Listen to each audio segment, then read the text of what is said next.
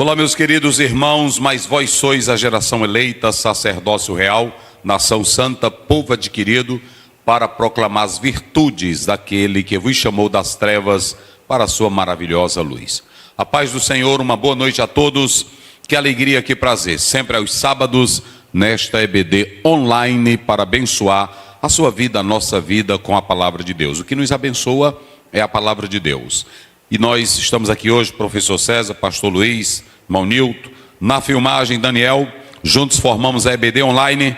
Então, vamos iniciar orando com o professor César, em nome de Jesus. Senhor Deus, te louvamos nesta noite pela essa grande oportunidade, continua nos abençoando, nos guardando, dando vitória. Abençoe teu povo que está adorando, aprendendo, louvando o teu nome, esperando a resposta da oração. Responde a oração do teu servo, da tua serva. Continue abençoando grandemente o filho, professor pastor Aziel, guardando o sangue de Jesus, fazendo prosperar em tudo, usando para a tua glória e o louvor do teu grande nome. Continue conosco em nome de Jesus. Amém. Muito bem, queridos, meu abraço a toda a liderança de todas as igrejas do Brasil e do mundo, aos irmãos que estão no exterior, que sempre estão ouvindo a palavra de Deus. Cada professor, cada professora, minha gratidão a Deus pelas vossas vidas. As irmãs e os irmãos que pedem like, que espalham a palavra, meu Deus do céu, não tenho como agradecê-los. Deus abençoe penhoradamente. Deus possa multiplicar e prosperar a vida de vocês, como diz o Salmo 1, verso 3. Na tela, qual é a lição agora? Lição de número 1. Lembrando os irmãos que estamos começando o último trimestre do ano de 2025. A lição deste trimestre comentada pelo pastor Silas Queiroz, está tratando do corpo, alma e espírito, ou espírito, alma e corpo. A regra não altera, ok? Então ele está tratando disso, certo? Aqui do tema geral do livro, né? E esse livro você vai encontrar na CPAD, em todas as lojas, e esse quarto trimestre nós temos aí 12 lições. Quais são as temáticas? 12 lições. 12 lições. O homem, corpo... Aliás, 13. Né? O homem, corpo, alma e espírito. Sim. O corpo, a maravilhosa obra da criação de Deus. O corpo e as consequências do pecado. O corpo como templo do Espírito Santo. A alma, a natureza imaterial do ser humano. A consciência, o tribunal interior. Os pensamentos, a arena de batalha da vida cristã. Emoções e sentimentos, batalha do equilíbrio interior. Vontade, o que move o ser humano. Espírito, o âmago da vida humana. O espírito humano e as disciplinas cristãs. O espírito humano e o espírito de Deus. E a última lição, preparando o corpo, a alma e o espírito para a eternidade. 13 lições, todas atinentes, relacionadas ao homem, não é isso? E nós vamos tratar isso bíblica e teologicamente para abençoar a vida de vocês. Vamos ao ponto aqui. Lição 1. O homem, corpo, alma e espírito. Primeiro ponto. A tricotomia humana. Isso. Subponto 1. Doutrina e teologia. Subponto 2. A tríplice natureza. Subponto 3. Físico e espiritual. Segundo ponto. A distinção entre alma e espírito. Subponto 1, a alma. Subponto 2, o espírito. Terceiro ponto, a interação das três dimensões. Primeiro subponto, corpo, afetos e somatização. Segundo subponto, equilíbrio e saúde e somente. Muito bem. Muito bem, nós temos aqui os 3 pontos da nossa lição. O ponto 1, a tricotomia humana. O ponto 2, a distinção entre alma e espírito. E o ponto 3, a interação das 3 dimensões. Corpo, afetos e somatização. E aí nós temos o subponto 2, equilíbrio e saúde. Ok? Vamos ao texto bíblico. Texto bíblico, Gênesis 1, 26 ao 28. E disse Deus: façamos o homem à nossa imagem, conforme a nossa semelhança, e domine sobre os peixes do mar e sobre as aves dos céus, e sobre o gado, e sobre toda a terra, e sobre todo réptil que se move sobre a terra. E criou Deus o homem à sua imagem, a imagem de Deus o criou, macho e fêmea os criou. E Deus os abençoou, e Deus lhes disse: frutificai e multiplicai-vos, e enchei a terra, e sujeitai-a, e dominai sobre os peixes do mar, e sobre as aves dos céus, e sobre todo animal que se move sobre a terra. Muito bem, deu uma falhazinha no microfone, né? Mas vamos lá. Primeiramente, nós temos o texto bíblico que nós estaremos estudando. E para início de conversa, no Gênesis capítulo 2, aliás, começa com 1:26. Gênesis capítulo 1, verso 26, aqui está na tela. Como de praxe, a divisão, a apresentação da lição, apontamentos do livro, e aqui nós temos ao lado o texto bíblico. Primeiramente, Gênesis 1, 26 a 28, não é isso? Então nós temos aqui um momento surpresa, um momento glorioso, um momento único, que a própria Bíblia está falando aqui. Poderíamos chamar isso aqui de um momento supremo, porque Deus ele vinha construindo todas as coisas, a partir do verso 1, do verso 2, no princípio criou Deus os céus e a terra era sem forma. Então Deus ele vem tirando aquela terra do caos, da escuridão, e vai dando vida, e o Espírito Santo de Deus está na criação. Lá você tem, e o Espírito de Deus se movia. Então, se você pegar o texto bíblico, quando chega na criação do homem, até agora, o Senhor Deus está usando verbalmente a expressão haja, haja, haja separação, haja luz, haja isso.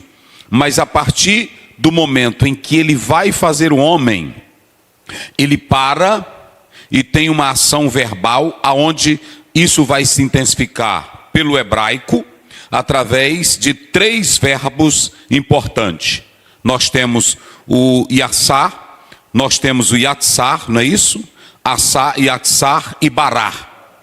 Nesses 3 verbos que Deus, dentro do texto hebraico, aparece, ele tem conotações gloriosas. Então, um momento apoteótico, um momento majestoso, supremo, ele acontece quando Deus usa o que alguns chamam de plural majestático. É quando uma pessoa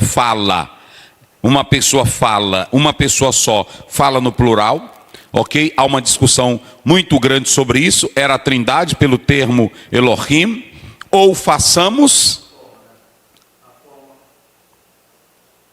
A forma é plural, mas o verbo está no singular. Está no singular. Então, é aquilo de um rei, quando ele fala em nome de uma nação, de uma pessoa que está usando uma forma no plural, só ele sendo uma pessoa, e é como se ele estivesse falando. Mas aqui, alguns usam esse plural majestático para dizer que Deus está falando em nome, ele está usando o singular, ou plural, mas de forma singular. Pronto. Mas esse plural majestático, ele também pode ser caracterizado aqui dentro do texto pela glória de que Deus há de construir o homem de modo detalhado. Para evidenciar que o homem não é produto do macaco, o homem não é um ser que surge do acaso, o homem não é resultado da explosão, o homem não é produto de uma evolução, o homem não é produto do Big Bang, o homem não é produto de uma massa que aparece no cenário humano. O homem é um projeto arquitetado, planejado pelo Deus Todo-Poderoso. Na verdade, eu quero dizer a todos que estão aqui, a criação do homem é um milagre. Por que é um milagre? Porque quem cria o homem é Deus. E lá no Salmo 139, o salmista diz: de modo maravilhoso e assombroso tu me formaste. Não é isso? De modo que até mesmo as interpelações filosóficas, antropológicas, dentro do campo da essência humana, ela também vem da própria Bíblia. Jó pergunta o que é o homem. Vamos ver se é o Jó 9:4 ou 9:2, rapidinho. Eu não anotei aí, mas a gente vai lembrando. Vamos lá. Como é que diz aí? Jó. 9:4. Isso. Achou aí? 9:4. Ele é sábio. 9:2. 9:2. Se quiser contender com ele. Não. Peraí. Fica bom para com Acha aqui já. Deus. Ursa. Não pode. Jó, se vocês observarem no próprio texto bíblico, está escrito. Fala sozinho. Deixa eu ver aqui, tal, para os irmãos terem uma ideia. É um minuto aqui, já, irmão. 8:4 de Salmos. Leia lá o 8:4, depois a gente volta aqui para Jó. Salmos 8:4. 8:4, vamos lá. Salmos de número 8, versículo 4. Isso. Bora. Se 8:4. Que é o homem mortal para que te lembres dele? Muito bem. O que é o homem mortal para que tu se lembre dele? Agora Jó 9:2. Jó 9:2. Achei. Jó 9:2. Na verdade, sei que assim é, porque como se justificaria o homem para com... Como justificaria o homem para com Deus? Então veja que o homem, ele na verdade é debatido tanto nas matérias seculares chamadas de ciência, como também há dentro da própria Bíblia e da teologia o debate, a discussão em torno do que seja o homem, certo? Só para os irmãos terem uma ideia, quando Deus vai criar o homem, a Bíblia diz que ele faz um milagre. E quando ele diz façamos, alguns dizem que ele está falando com o universo, com os astros, com os anjos, não é assim?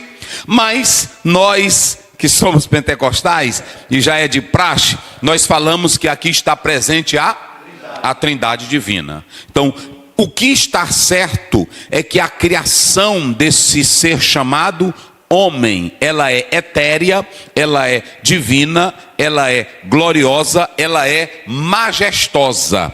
Porque não há uma narrativa maior e mais linda do que a criação do homem à luz da Bíblia. Qualquer livro vai dizer, o homem veio do macaco, o homem veio de uma explosão, o homem é produto de uma célula, isso está presente no materialismo marxista, está presente na filosofia naturalista, na ciência naturalista. Porém, nós, olhando para o texto bíblico, o homem não é produto do acaso, não é produto de evolução, não é um símil. O homem foi criado por Deus. E aí abre essa discussão desse plural majestático, falando com o universo, com os seres angelicais, ou a Trindade eterna. Eu particularmente creio que a Trindade estava presente na criação, porque Jó diz no 33 verso 4, vamos ver aí, Jó 33, deixa eu ver, porque aqui é 33,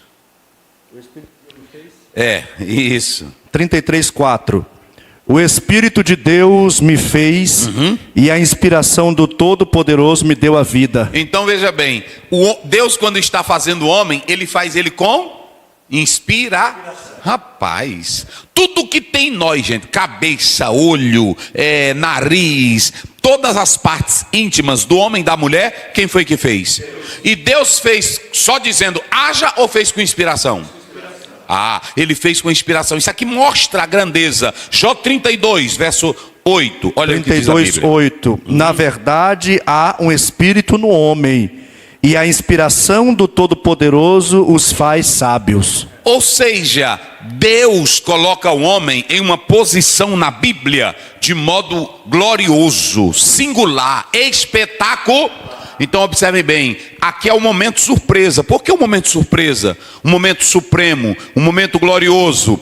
Porque nós podemos observar que Deus decide fazer o homem e ele chama a Trindade para a formação desse ser chamado homem. Ok? Então, isso aqui é muito lindo. Já explicamos o que é um plural de majestade, não é isso? O homem em um platô maior. Ou seja, enquanto que os animais... Quem foi que criou o macaco? Deus. Quem criou a cobra? Deus. Quem criou o sapo? Deus. Quem criou o grilo? Deus. Quem criou a natureza? Deus. Só que ele disse como? Haja. haja. Mas na hora do homem, ele coloca o homem em um platô maior. Esse platô maior que Deus coloca o homem, é que quando ele faz o homem, ele não faz da mesma forma que ele faz com... Ou seja, o homem, ele é distinto dos animais. Nunca compare, irmão, um homem com um animal. Gente, não faça isso. O homem é a imagem e semelhança de... E quando você coloca o homem no nível de um animal, é um desrespeito a Deus. Chamar o homem de macaco, chamar o homem de peste, de miséria. E isso Jesus falou: ai daquele que chama um homem de louco. Ofensa, porque você está chamando o próprio Deus de macaco, que é a imagem... Que é a imagem e semelhança de Deus. Então, só para vocês terem uma ideia, o texto aqui tem esse momento glorioso. E quando eu falo desse plural de majestade, irmão, aqui ele é interessante porque essa forma plural da palavra Deus, que aí você tem Elohim, ela pode ser explicada como nós estamos falando. Mas quando Deus vai formar esse homem, por que o homem está em um platô maior? O homem está em um platô maior porque ele é feito com detalhes por Deus. Rapaz, é negócio bonito. É negócio bonito. Esse homem, olha aqui, nós colocamos, ele está em um platô maior. Ele é diferente dos animais. Isso aqui é muito rico, essa colocação que nós estamos tratando aqui. Como é que diz 26? Leia. 26. Isso. E disse Deus: façamos o homem à nossa imagem, conforme a nossa semelhança. Façamos o homem à nossa imagem, não é isso? Façamos o homem conforme a nossa imagem. Eu não coloquei aqui porque eu acho, pastor Luiz, cadê o apagador? Não tem? Eu uso aqui mesmo. Eu acho, prestem bem atenção, eu acho que nós já tratamos isso aqui várias vezes, não é? Várias vezes, a imagem e a semelhança. Aqui, não é isso? Primeiramente nós temos isso aqui, tselen, diga comigo, tselen. Isso aqui nós já explicamos, não é? Figura, forma, representação, reflexo. Ela é uma imagem esculpida ou representada. Vamos ver uma passagem bíblica de Ezequiel 23:14, rapidinho.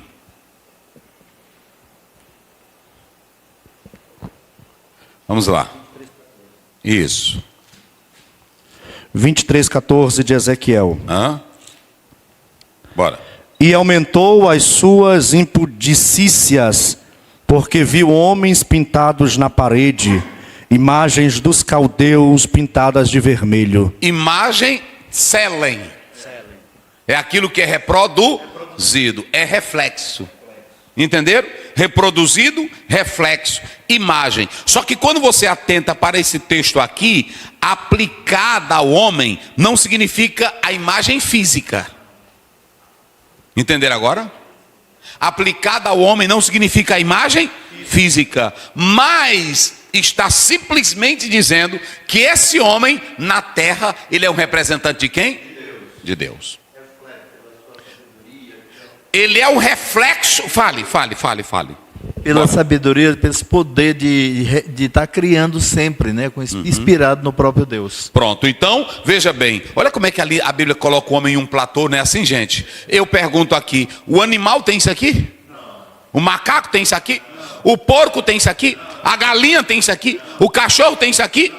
Então pronto, ok? Vamos lá. Aí nós temos aqui, ok?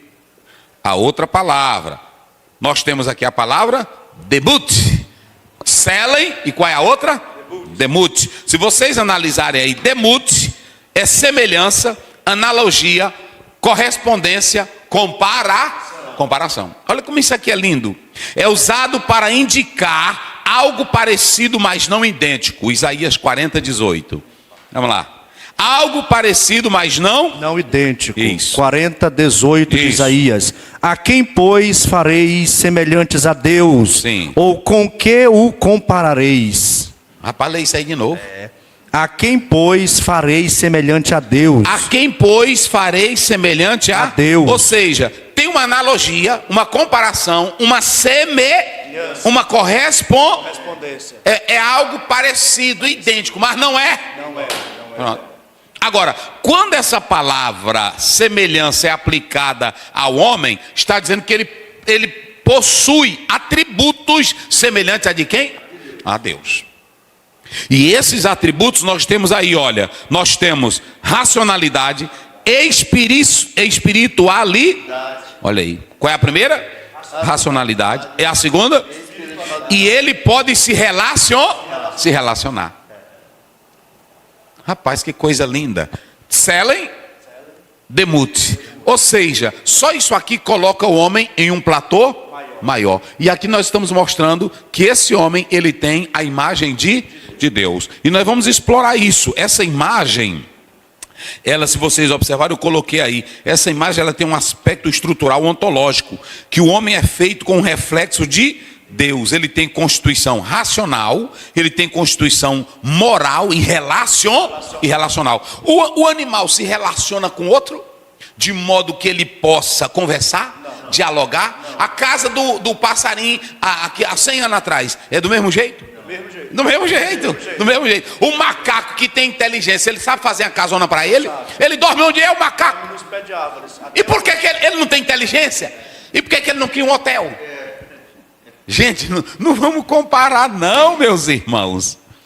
Então veja bem, a imagem é a estrutura ontológica. O homem é feito como um reflexo de...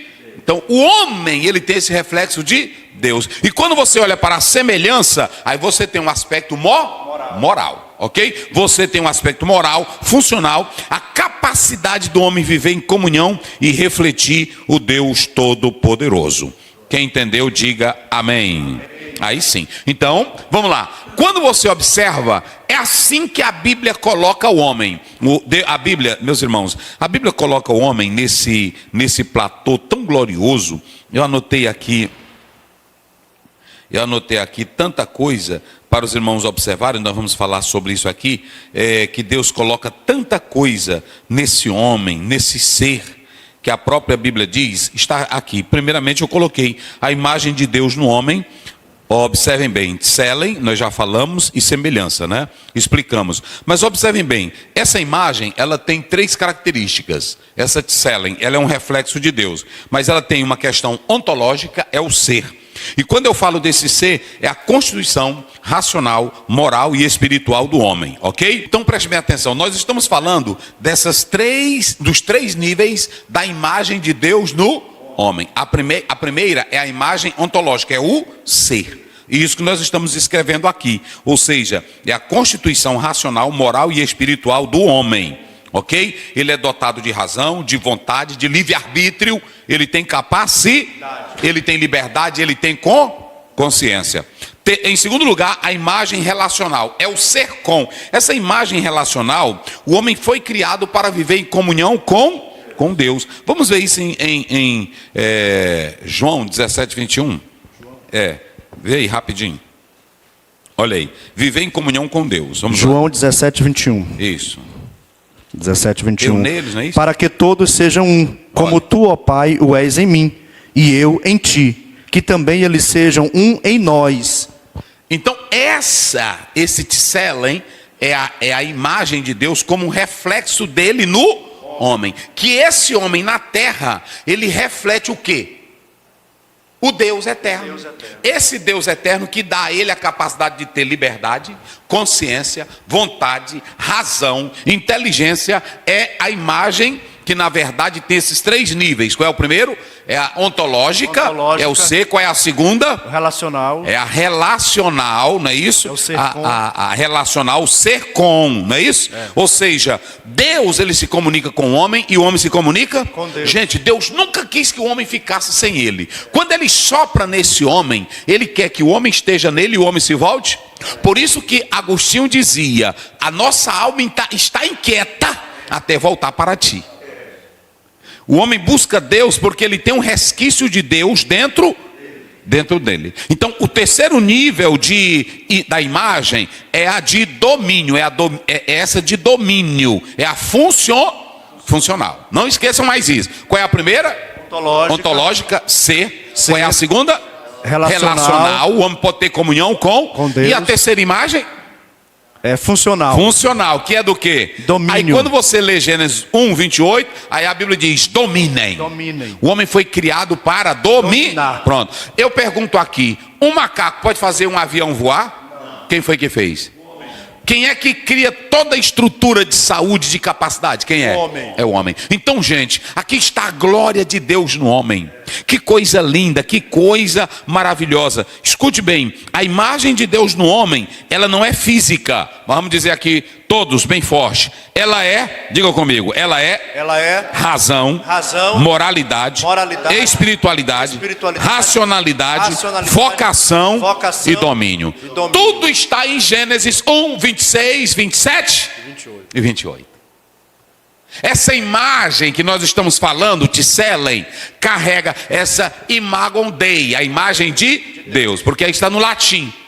E essa imago Dei, o homem tem domínio, o homem tem razão, o homem tem capacidade, o homem tem liberdade, o homem tem consciência. Tudo isso é a imagem de Deus no... Então, quando o homem está usando a sua liberdade para o bem, ele está dando reflexo de quem? Quando o homem está usando a sua racionalidade para glorificar a Deus, ele está tendo reflexo de quem?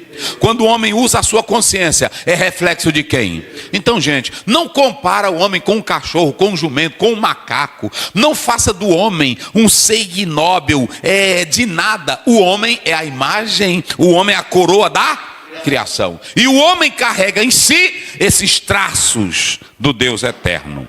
Eita, aí muita gente pergunta, pastor, quando o homem pecou, o que acontece? Ele não perde essa imagem, mas ela fica distorcida, né? Ela fica distorcida, ela fica manchada, não é isso?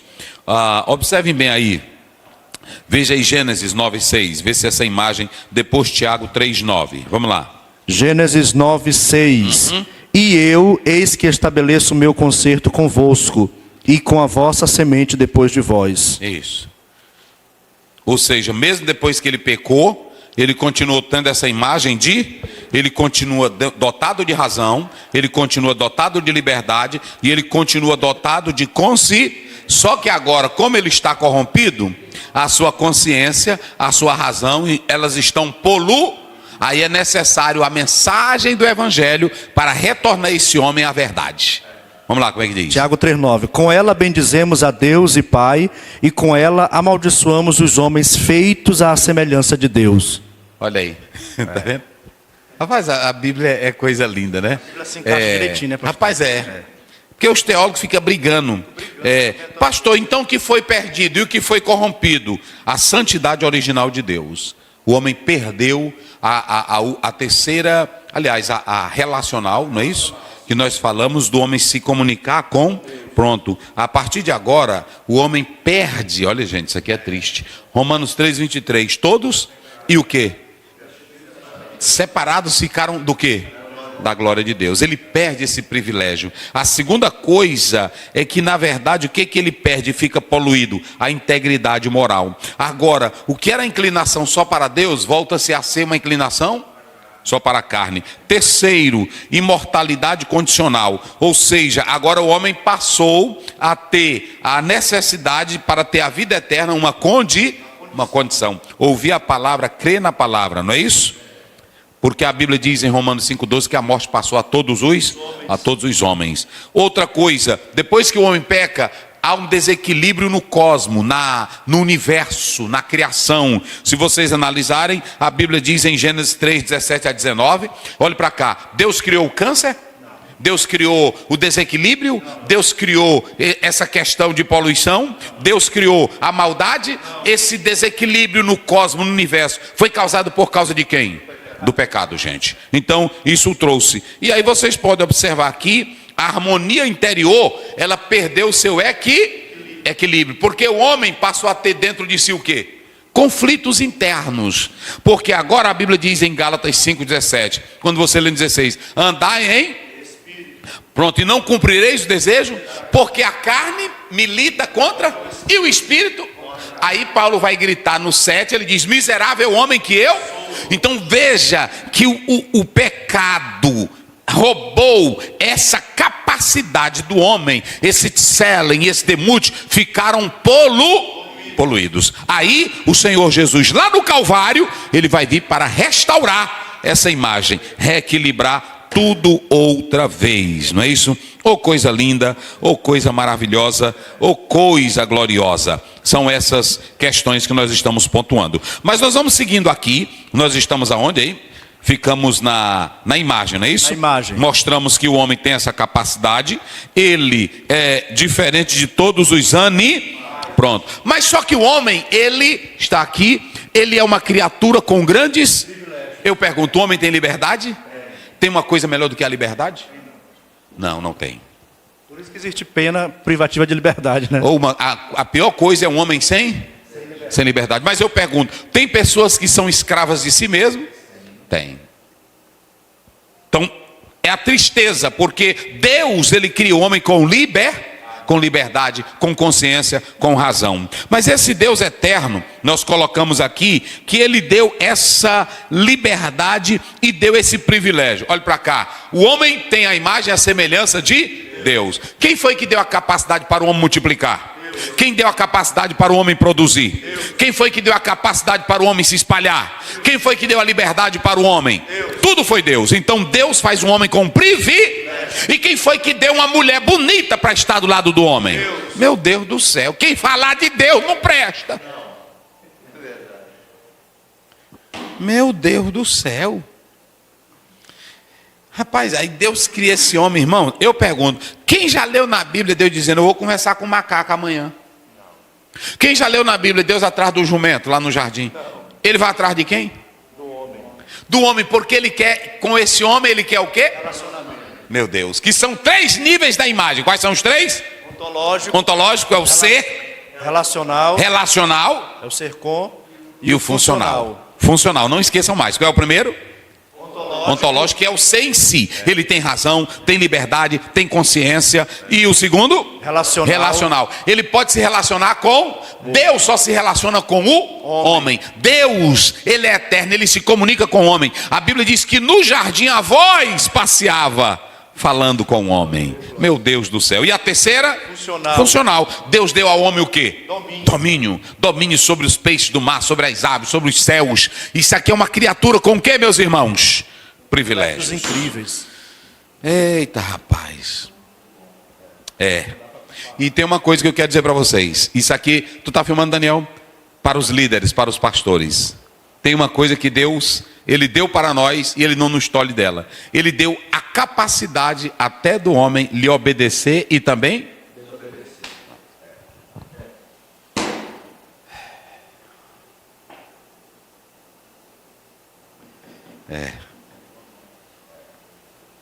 O homem, porque é essa pronto. A escolha, eu acho lindo quando Josué, no capítulo 24, ele diz assim: vocês não podem servir ao Senhor. Agora, eu já decidi, eu e a minha casa serviremos. Aí Josué diz, olha, Deus é Deus que mata, mas ele não obriga vocês. E aí a própria Bíblia diz da seguinte maneira, lá em Deuteronômio, lá pelo 30, eis que eu ponho diante de vós 2 caminhos, escolhe um deles. Ou seja, esse Deus, por que a gente não aprende com Deus? Existem pessoas que querem escravizar as outras. Tem pessoas que não aceitam nem ele mesmo discutir. Você cale sua boca e não me enfrente. Não, eu quero dizer, existem, por exemplo, você não pode ser mal educado e saliente. Se eu estou pregando ou se eu estou dando uma fala, e se você depois quer me perguntar algum assunto, me chame no particular, no privado, não é isso? Agora, bater boca, não ser elegante é outra coisa. Mas vocês podem observar, teve uma lição que nós pregamos aqui. Quantas vezes Deus disse para Pedro matar e comer? 3, não foi? E aí Pedro falou dizendo para Deus? Não. Por que Deus não diz, Pedro, tu me respeita, Pedro? Tu me trata a sério. Quem é Deus aqui? Sou eu. Tu cala tua boca, saliente. Nós queremos ser melhor do que? Líderes que querem ser... Tu está filmando, irmão? Bota para cá. Líderes que querem ser melhor do que? Olha, se você falar... Irmão, tem líder que se você der uma palavrinha... Eu sei que tem uns salientes, não tem? Mas tem irmão que pergunta com sinceridade. Tem irmão que quer perguntar. Pastor, agora, tem que saber perguntar com elegância. Não é na frente querendo se amostrar. Tem pergunta maldosa, capciosa, que a pessoa já faz só para querer envergonhar o outro, sim ou não? Agora, um homem de Deus que quer o bem, ele não complica. Só que eu quero dizer, Deus nos deu a liberdade de escolher, a liberdade de decidir, a liberdade de ir, até o próprio Caim se vergonhe. O que foi que Deus disse? O desejo está dentro e cabe a ti o quê? Dominá-lo. Eita, meus irmãos, que privilégio. Ele tinha um privilégio, capacitou o homem para obedecer, ou então, pronto, o homem, ele deu essa liberdade, não deu? Agora, Deus coloca o homem no universo como aquele que tem... O homem foi colocado na terra para ser um mordomo. Escutem isso aqui, empresários, doutores, escutem essa. Deus não te colocou na terra para ser dono da terra, para explorar a terra e não dar para os outros. Ele te coloca na terra para ser o quê? Só um mordomo. De quem é a terra? Salmo 24, a Bíblia diz, do Senhor é a e a sua. De quem é o ouro? É de Deus. Tudo que o homem tem, ele tira da onde? Ele plantou a terra, ele criou a terra. Então o homem não pode se arrogar dizendo que é dono da... Quem é que é dono da terra? Pronto. Aí tudo que tem no universo, aí as pessoas ganham dinheiro com turismo, mas o Salmo 19 diz, os céus manifestam glória de Deus. Então pronto, tudo quem foi que criou? Pronto. Petróleo, toda a riqueza natural. E agora tem as placas solares que eles ganham dinheiro. Isso é caro. E bota só uma plaquinha. Mas quem é que dá o sol? Meu Deus do céu. É assim, ó, né? Aí está aí. Agora, esse mordomo tem que ser responsável. Cuidar da terra sabendo que a terra não é dele. Cuidar da vida sabendo que a sua vida não é. Se você fosse dono da sua vida, você ia dizer o dia que você ia morrer e o dia que você ia nascer. Quem é que diz? É por isso que a Bíblia diz em Eclesiastes 3, tudo tem o seu, ele é quem dá. Está lá em 1 Samuel 2,6, ele é quem dá a vida e ele é quem? Ele é quem enriquece, ele é quem? Tudo está no controle de... Sirva a Deus, seja um bom mordomo, não seja egoísta. Eita, meus irmãos. Profundo, e é porque ainda vou mexer aqui. Preste minha atenção. Olha aqui, o homem, aí pronto, a Bíblia diz, façamos a nossa imagem conforme o quê? A nossa, já explicamos, não já? Não já explicamos? Pronto, agora preste minha atenção. Mas pastor, e como é que a filosofia, ela vê o homem? Aqui, não tá? Cadê? É bem aqui, né? Aqui na... Como é que é a filosofia? Eu vou já te mostrar. Na filosofia, o homem é um ser racional, o homem é um ser pensante, o homem é um ser político, um homem... É assim ou não é? É assim que eles dizem do homem. Aí se você pegar Aristóteles, o homem é um animal político. Não é assim? Tá aí. Aí pronto, é político, é um ser consciente. Aí você tem Descartes, não é isso? Ego, penso, logo existo. Aí você tem, por exemplo, Hegel, o ser de transcendência. Aí você tem Heidegger, você tem Kierkegaard. É só bichão que na universidade, né? O homem, né? Assim que eles entram, aí os alunos ficam bestinha. Olha como é, nem o Kierkegaard, nem o Hegel, nem o Aristóteles, nem o Platão chegaram ao nível da Bíblia que diz, façamos o homem a nossa... Meu Deus do céu. Filosoficamente, o homem é dotado de razão, de liberdade, de consciência. É um ser que sai de si, volta para si. Mas essa liberdade quem foi que deu? Deus. Nós estamos falando. E pastor, e como é o homem na química? O homem na filosofia, o homem na química. Ele é composto de elementos da terra. Só que se vocês analisarem, quando eles vão dar aula, tem ele aí que é formado aí, está estudando, aí você tem C, você tem H, você tem O, você tem o N, você... Olha, tá vendo aí? Eita, tá vendo aí? É mesmo. Como é que eles dizem?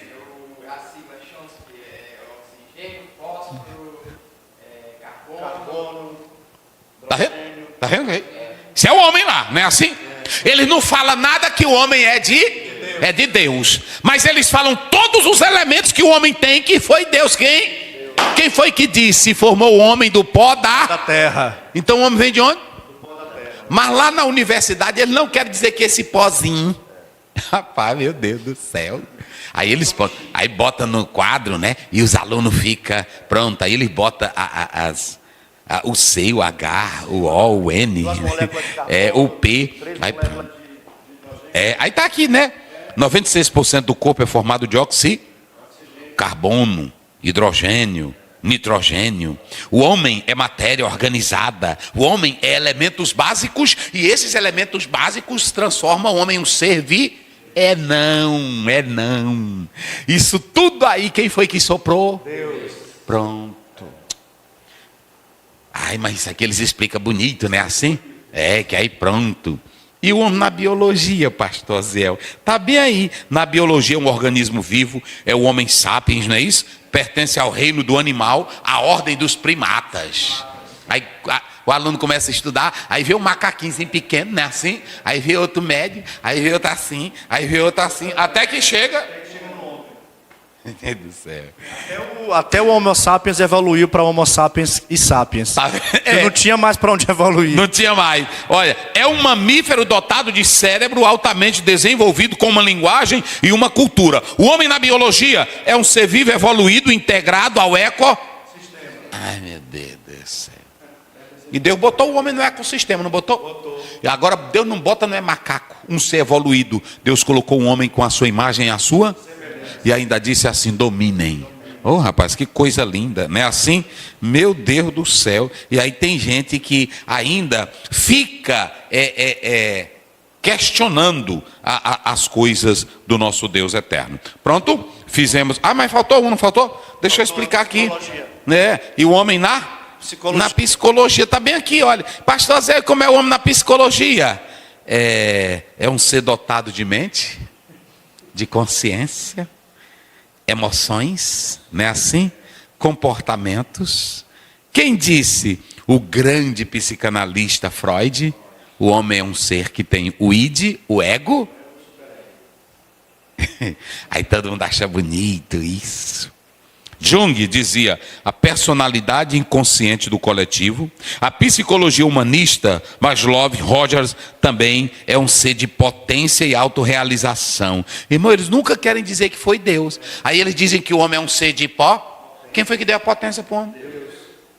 Dominem sobre? Pronto. A Bíblia diz que o homem tem tanta potência que ele só está abaixo de quem? Não. Dos anjos, né? Menor que os, mas vocês sabiam que quando Jesus morreu na cruz, nós passamos dos anjos? Porque, preste bem atenção, a Bíblia diz que lá em 1 João 3:2, assim como ele é, nós o...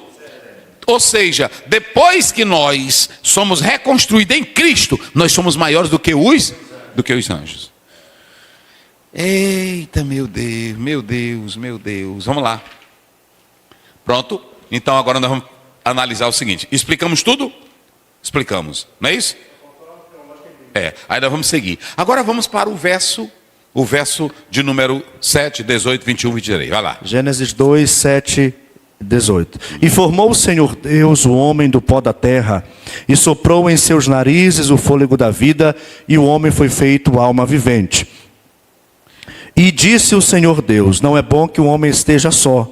Far-lhe-ei uma adjuntora que esteja como diante dele. Isso. E da costela que o Senhor Deus tomou do homem, formou uma mulher e trouxe-a a Adão. E disse Adão, esta é agora osso dos meus ossos e carne da minha carne. Esta será chamada varoa, porquanto do varão foi tomada. Então nós temos, lê o verso 7, como é que diz? Verso 7. E formou o Senhor Deus. E o quê? E formou. Esse verbo aí, e formou, não é isso? Eiser, se vocês analisarem aí, eiser, esse verbo formar, do pó, é a mesma palavra que você quando lê Jeremias 18, 3, 4, o oleiro fazendo o quê? O vaso.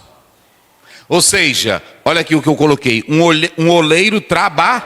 Então como foi que Deus fez o homem? Ele só disse haja, surja? Ele era um Aladim? Não. Como foi que ele fez o homem? Moldando, gente. Falei. O único ser que ele criou sujando as mãos foi o homem, né?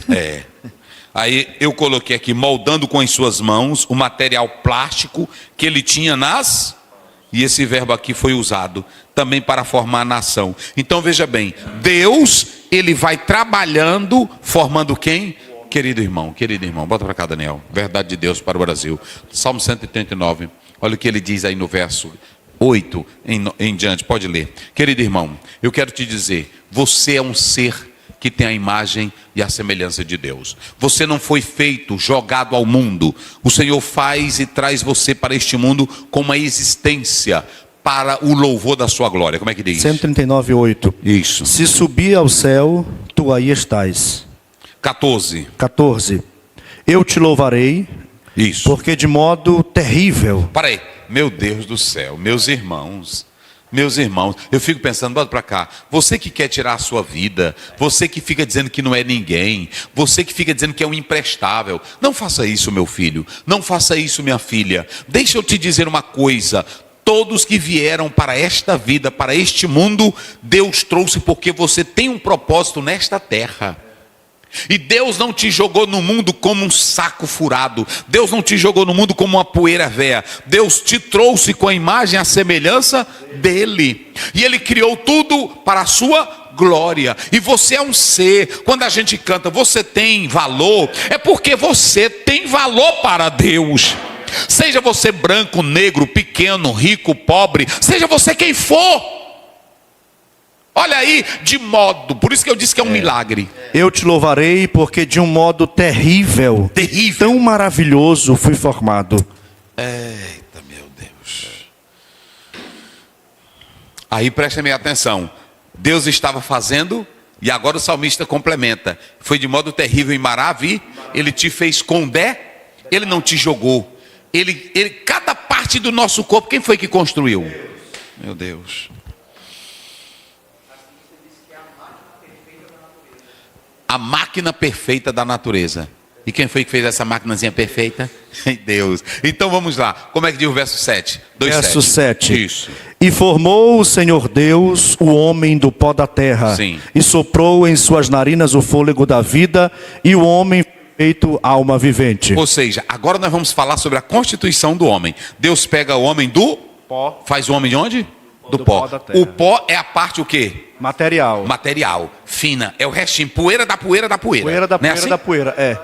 É poeira mesmo. Se você analisar no original, o hebraico, ele está falando do pó do pó do pó. Sabe qual é? Você quando vai no caminhão no interior, que você fica lá atrás, que pega a poeira, aí quando desce, não tem só aquele pó velho que entra na tua cara, você é feito daquilo ali.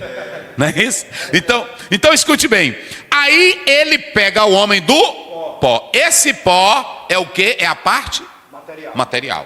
Aí ele vem com a parte material e ele faz o quê? Sopra. E o homem passa a ser o quê? Alma vivente. Alma vivente. Então o homem, ele é de dois mundos. Qual é o dois mundos que o homem é? Material e espiritual. O homem não pode viver sem um céu. É por isso que o paraíso que Adão perdeu, Jesus vai trazer o paraíso de volta. Pela cruz do Calvário, ele disse em Lucas 24, 43, não é isso? 23, 40 e 43. Hoje estarás comigo no paraíso. Quem foi que restaurou o paraíso para o homem? O paraíso que Adão perdeu, quem é que reconquista? E quando você lê Apocalipse capítulo 21, 22, nós vamos morar no paraíso. E Paulo disse em 2 Coríntios capítulo 12, eu fui arrebatado até o terceiro, e no verso 4 ele chama o terceiro céu do quê? De paraíso. O homem não vive sem o paraíso, porque o homem não é só matéria. Se ele fosse só matéria, que nem uma casca de coco, que é assim que os naturalistas dizem, que o homem nasce, morre e se acaba. Se o homem fosse só natural. Mas o homem não é só natural. O homem tem dois elementos nele. Quais são os dois elementos? Material e espiritual. E o espiritual. Vamos ver isso aí? Lê aí de novo, verso 7. 7. E formou o Senhor Deus o homem do pó da terra, e soprou em seus narizes o fôlego da vida, e o homem foi feito alma vivente. Muito bem. Nós temos duas expressões aí, professor César. Nós temos a primeira expressão, aqui no texto original, neshimar, que é a expressão fôlego, é a expressão sopro, é a expressão respirar, como é a palavra no hebraico? Neshimar. né? Deixa eu colocar aqui, até para ficar bem melhor. Ok? Se vocês analisarem, nós temos essa qual é a expressão? Neshmar. Não é isso? Aí você tem aqui, essa expressão que ela está aparecendo aí, no próprio texto original, ok? Se vocês analisarem, vocês podem observar que ela, Neshmar, é a expressão que aparece aí no próprio texto original, que ela fala do quê? De fôlego e o que mais? Respiração e o que mais? Sopro. Ela vem da expressão nefesh. Aqui, não é isso? Hein? Que é o quê? A alma. Não é isso? Meu Deus do céu, como é lindo, né? Aí é a alma, é a vida, é a pessoa, o próprio texto. Agora preste bem atenção uma coisa: fôlego de vida. Olha isso vocês, Nashimahayim, né? Do raiá existir, ser. Aí vocês podem observar aí, e o fôlego de, pronto. Neshmat Haim é o sopro de vida de Deus. É o princípio que dá vida ao pó. Deus está dando vida é a energia vital. Essa energia vital, ela vem de Deus. Foi isso que nós lemos no 34:3, não foi? O Espírito de Deus me fez, e a inspiração do Todo-Poderoso me deu vida. Não é isso? De Jó, que ele deu vida, não é isso? Agora, é interessante analisar. O fôlego é a alma? Ah, não. É aí que muitos confundem isso aqui. E soprou nas suas narinas a partir daquele momento, a vida vital, que traz o oxigênio, que mobiliza a matéria, entrou mas não é a alma. Rapaz, o fôlego é o que anima o corpo, é o que traz vida para a vida vital, mas não é a alma. Tá vendo? Na hora que o fôlego se acaba, Eclesiastes 12:7, a vida, que é essa vida normal, esse fôlegozinho que eu respiro, o que acontece? Acabou. César, lê Eclesiastes 12:7. Vamos lá. É por isso que o homem não pode viver sem Deus, porque se Deus tirar esse fôlegozinho dele, ele se acaba.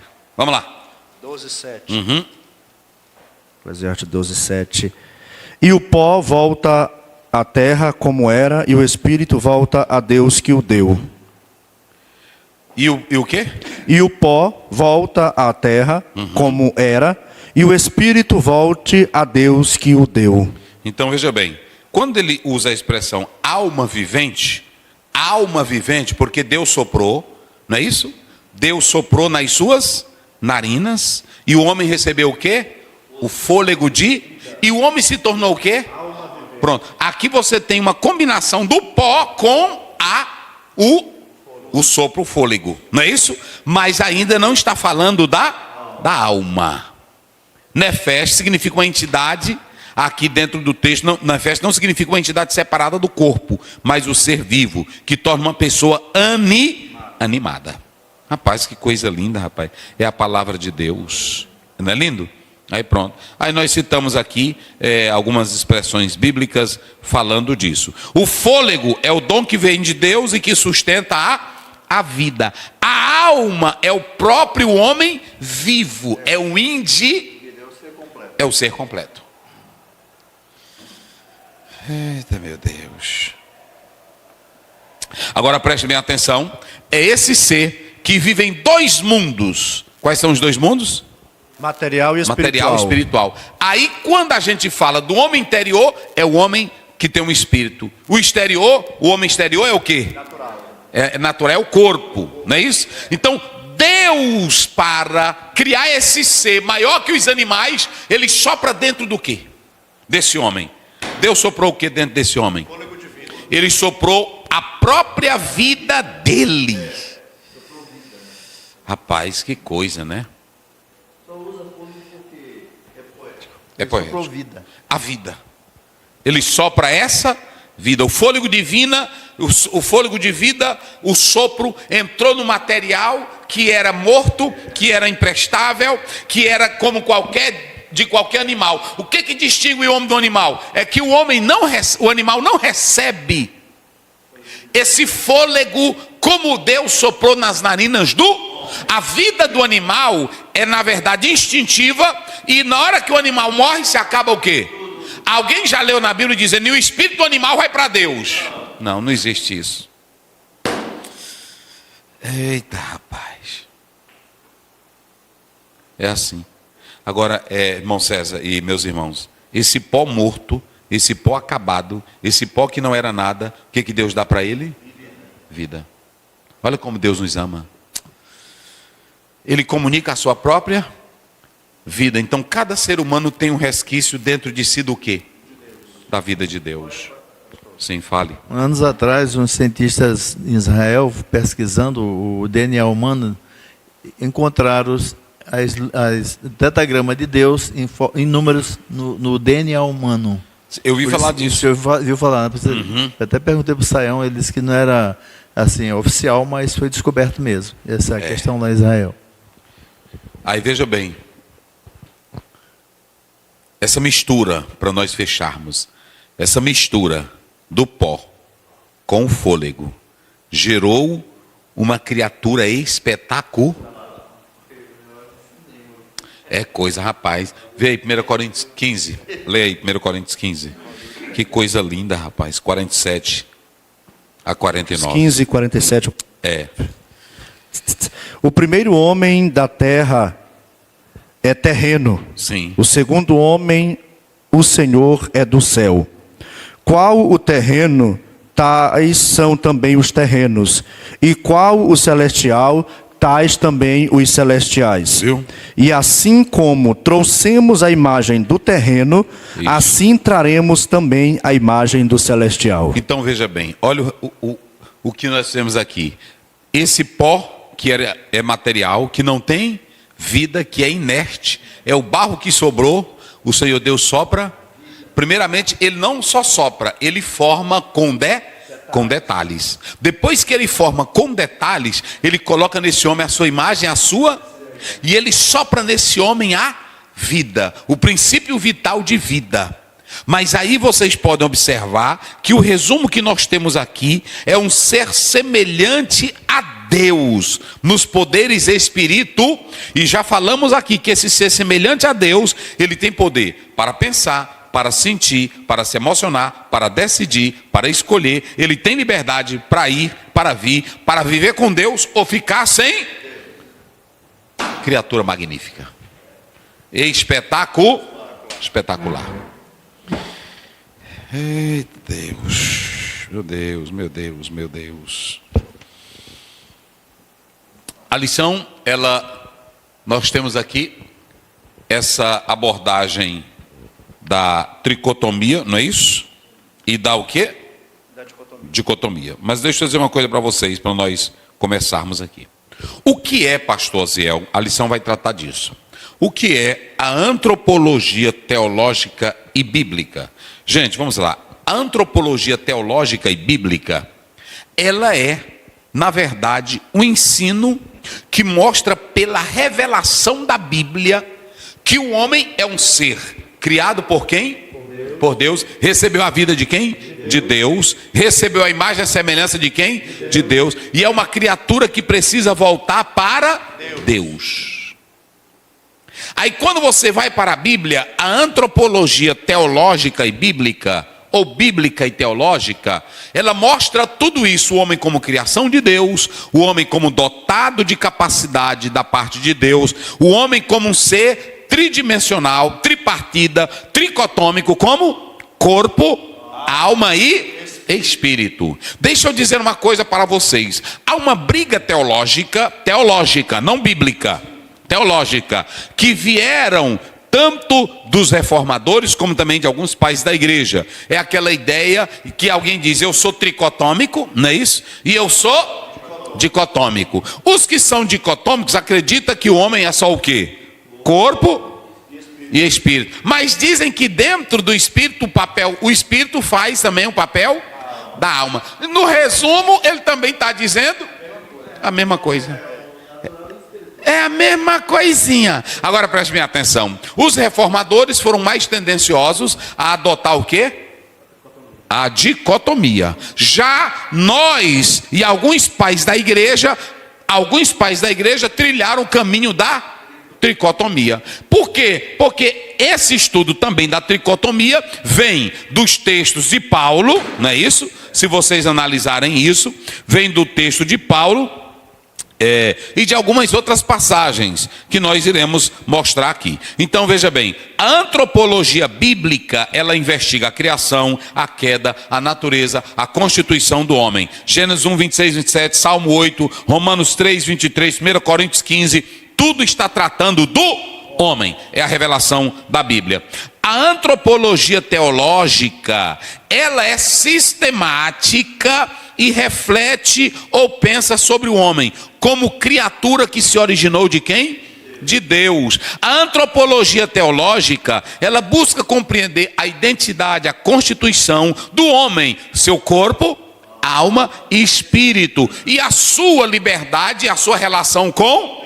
É assim que a teologia faz, ok? Então é necessário fazer essa distinção. Agora, pastor Aziel, e a antropologia... Nós não colocamos aqui, né, pastor Luiz? E a antropologia científica? Eu estou falando, cadê? Mas eu botei aqui. Vamos lá. Nós estamos falando de 3 tipos de antropologia. Não é isso? A antropologia teológica, bíblica e a científica. 3 tipos de antropologia. Quais são? Bíblica, teológica. Essa é a ordem. Vamos lá. Qual é a primeira? Bíblica. A segunda? E a terceira? Científica. Veja bem, bíblica. Quem for estudar o primeiro livro de Gênesis vai saber como é que Deus fez o homem? Ela vai dizer que o homem veio do macaco? Vai mostrar que o homem vive em um maior platô, ele tem a imagem e a semelhança de... A teologia faz o quê? A teologia pega o que é a Bíblia e ela é como se fosse uma reflexão, uma análise, e ela faz isso de modo sistemático. Porque preste bem atenção, a teologia sistemática, ela pega doutrina do pecado, não é isso? Doutrina do homem, não é isso? Doutrina da salvação. Ou seja, para estudar o homem, você tem que englobar várias matérias da teologia. Rapaz, ô aula boa, né? Da Bíblia, rapaz. A Bíblia não tem coisa melhor. Aí nós temos a antropologia científica. Essa tem alguma coisa de Bíblia? Não, ela vai analisar o homem, vocês podem observar, vai analisar o homem. Segundo, pela cultura. O homem é um ser cultural. O homem vive as suas diversas. Esse ser. Eu tinha uma professora que ela sempre dizia, rapaz, tinha uma palavrazinha que ela usava. Rapaz, deixa eu me lembrar aqui, meu Deus do céu. Homem, cultura e sociedade. Não, era só uma palavra só. Era... Visão de mundo. Não. É quase idiosincrasia, coisa assim. Mas ela usava outro termo. Mas é por aí. Agora preste bem atenção. Na teologia, o homem é produto da evolução, o homem é produto da biologia, o homem é produto de um contexto social, o homem é produto da psicologia, mas o homem não é produto de Deus. Ou seja, a ciência antropológica, ela está ligada a outras ciências. Arqueologia, sociologia. Qual é a outra? Filosofia, política. Mas dentro da ciência, eles falam alguma coisa de Deus? O homem também, dentro da ciência, ele é um ser psicológico. Aí a psicóloga diz assim, esse homem é complexo, né? Assim, na psicanálise o Freud diz, é o ego, o id e o superego. O homem é um ser complexo. Aí quando vem para a Bíblia, por que ele não gosta da Bíblia? Porque quando a Bíblia fala do homem, ela diz o seguinte, se você pegar 1 João, me parece que é 3,12, lê aí rapidinho. Olha como é que a Bíblia faz a psicologia do homem. 1 João 3,12. Olha aí. Vamos lá. 3:12. 3:12. Não como Caim, Não como Caim. Olha a psicologia da Bíblia. que era do maligno Que era do diabo. e matou seu irmão. Aí pronto, vai botar. Hoje está o seguinte: o camarada mata o outro, ele diz ele tem distúrbio. Bate na mulher, tem o quê? Distúrbio. É dupla assim, personalidade. é doente. É assim ou não é? É doente. Esfaqueia o outro. Pronto, não. E tem deles que Ele faz estava até numa tá doido. outra personalidade quando esfaqueou. Não, ele tem Transtorno bipolar. Ele é bipolar, é assim. Mas olha como é que Deus trata. Olha aí, Não. a psicologia não trata disso. Não como Caim, que era Não como Caim, do maligno que era do diabo. e matou seu irmão. Irmão, é o seguinte, hoje na igreja está desse jeito. Até o pastor Silas, ele fala no livro dele, que é a questão de hoje, a gente psicologizar a fé. Tá aqui ou não tá? Pronto, o irmão está traindo, adulterando, ele vai no gabinete pastoral. Pastor, me ajude, eu tenho essa dupla personalidade. Tem horas que eu até me pego me perguntando quem eu sou. Tu é sem vergonha. Não é? É assim. Eu sou. Irmão, todo mundo tem a sua responsabilidade. Rapaz. Eu poderia perguntar de quem eu sou. De quem eu sou. Porque ou tu é do diabo ou tu é de quem? João disse que só tem 2 tipos de gente na terra: filho de Deus. Aí, bota pra cá, tu tá filmando, bota pra cá. Aí agora virou moda, não virou? Olha, virou, tá virando moda. Irmão, e esse negócio, pastor, é o seguinte, olha, eu minto muito, assim, eu tenho essa síndrome, essa patologia, essa neurose. Irmão, tá virando molecagem. Aí agora também tem uns pastores também que não tem o que fazer, que agora é só estudando psicanálise e psicologia, é assim ou não é? E eu não estou sendo contra a ciência, não. A psicologia é boa ou não é? Mas uma irmã que... A minha esposa é formada em psicologia, mas a irmã, ela sabe o que é da psicologia e sabe o que é da Bíblia. Sabe ou não sabe? Vamos tratar Pedro na psicologia. Aliás, o Judas. Vamos tratar ele. Como é que uma psicóloga ia tratar Judas?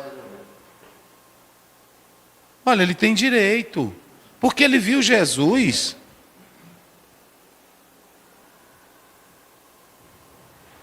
Aí Jesus disse, foi para Pedro: Pedro, não deixa o diabo, não foi? Se ele andar contigo. E aí ele disse, ó Judas, aqui onde der o pedaço? Pronto. Aí daquele Judas, quem traiu o filho? Gente, vamos separar, psicologia e Bíblia é Bíblia. Por exemplo, se você pegar Piaget, se você pegar Lacan, se você pegar todos os especialistas que mexem com comportamento, eles vão dizer que a criança tem natureza pecaminosa, mas quando você pega o Salmo 51, eis que iniquidade e em pecado, eles vão tratar disso? Então pronto. Pronto, fizemos a distinção aí, não fizemos?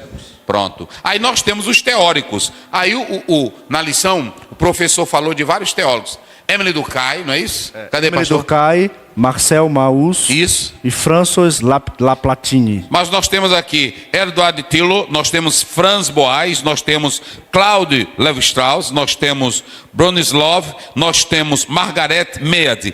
Esse primeiro aqui, Tylor, ele tratou, é considerado o pai da antropologia cultural. Ok? Tratou sobre complexo de conhecimento, crenças, artes, leis, morais. Aí você tem esse Boas aqui, é o relativismo cultural. Cada cultura tem que ser entendida no seu tempo, na sua maneira. Aí nós temos aí em Lévi-Strauss o estruturalismo, a via da estrutura mental universal por trás da cultura. Aí nós temos aqui Bronislaw, ele trata do funcionalismo, os costumes, as instituições, existem para suprir as necessidades dos homens. E aí você tem Margaret, que trata da influência da cultura na formação da personalidade. Pronto. Aí esse debate que foi criado aí, tricotomia e dicotomia. A dicotomia, ela vai dizer que o homem é corpo e o que mais? Alma e o espírito são entendidos como sinônimo. Aí eles citam Gênesis 2,7, o homem tornou-se o que? Alma.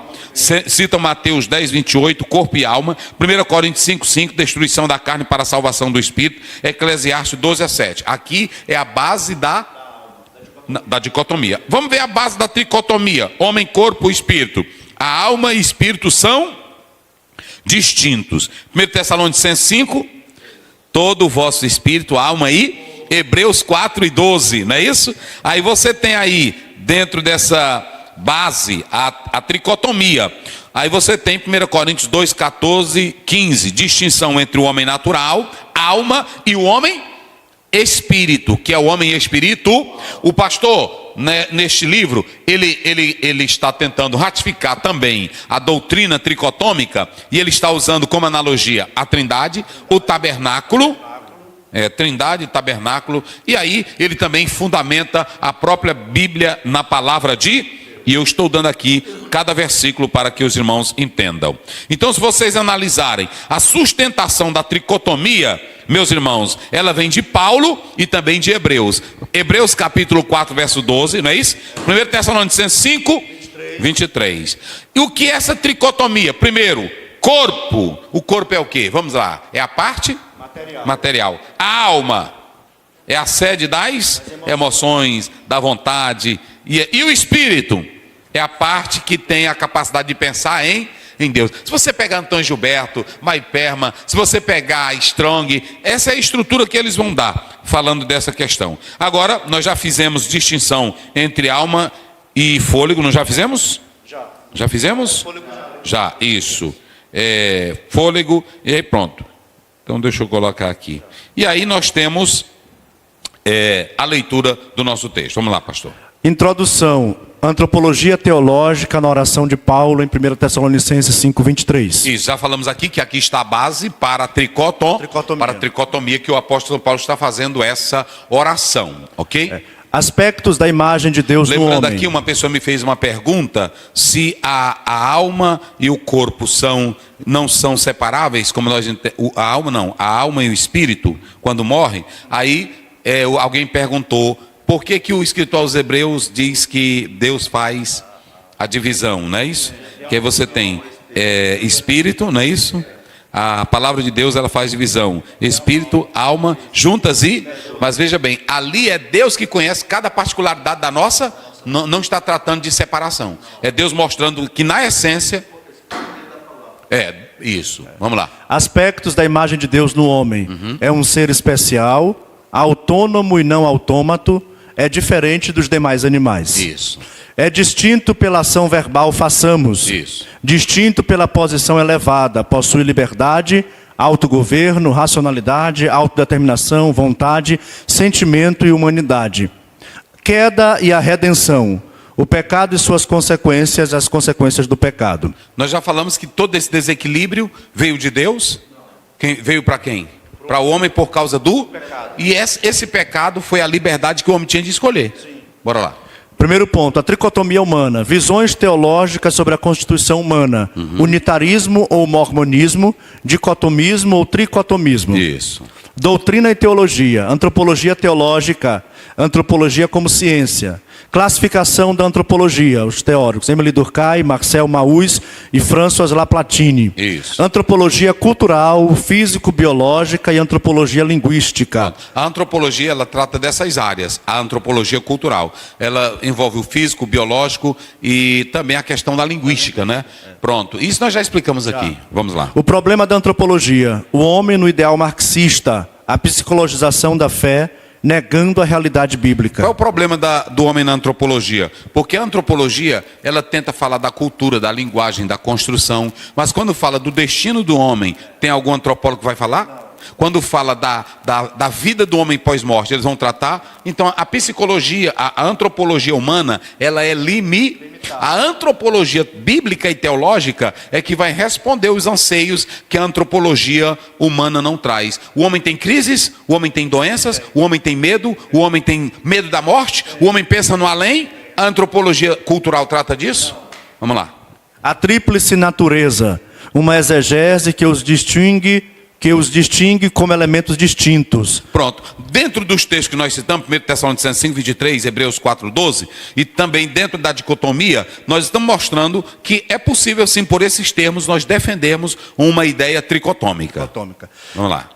A distinção entre alma e espírito. Definição de alma, vida, sangue, pessoa. Isso, é polissêmico a palavra alma. E quando alguém for ler a palavra alma, tem que ler isso dentro do contexto bíblico. Porque essa palavra ela pode aparecer como vida, ela pode aparecer como sangue ela pode aparecer como garganta. Nós falamos aqui um dia, né? Como garganta. E aí tem essas três conotações aqui: vida, sangue e Pessoa. Pronto, a Bíblia diz: desceram tantas almas para o Egito. A Bíblia diz quase 3.000 almas. Ali está falando de sangue? Não. Está falando de vida? Não. Está falando de pessoa. A alma que pecar, essa está falando de quê? Pessoa, decisão, liberdade, consciência. Meu Deus do céu.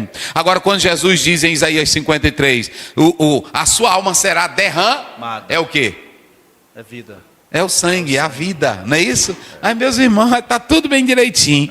Pronto. Aí quando diz assim, saiu o fôlego de vida, cessou o quê? A vida.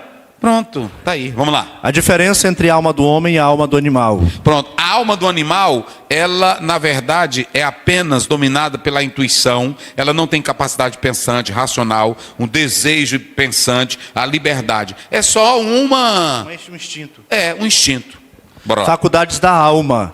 Sim, quais são as faculdades da alma? Aí pronto, você pode observar que esse homem é dotado de liberdade, de inteligência, de razão, de consciência. São as capacidades, nós diríamos os atributos da alma. Vamos lá. Distinção entre espírito e fôlego. Já fizemos. Terceiro ponto, a interação das três dimensões. O corpo e os afetos, doenças psicossomáticas e, por último, equilíbrio e saúde. O que nós estamos falando aqui que o pastor Silas Queiroz fala nessa abordagem dele? É que vem a grande pergunta: o corpo adoece quando o espírito não está bem, quando a alma não está bem? Sim.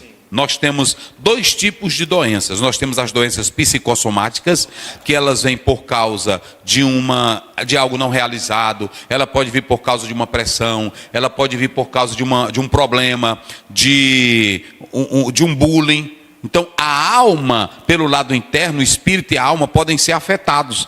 Porque quando a gente lê Provérbios, a Bíblia diz que o coração alegre formoseia o quê? Então coração às vezes pode ser aplicado, leve do hebraico, pode ser aplicado para a alma.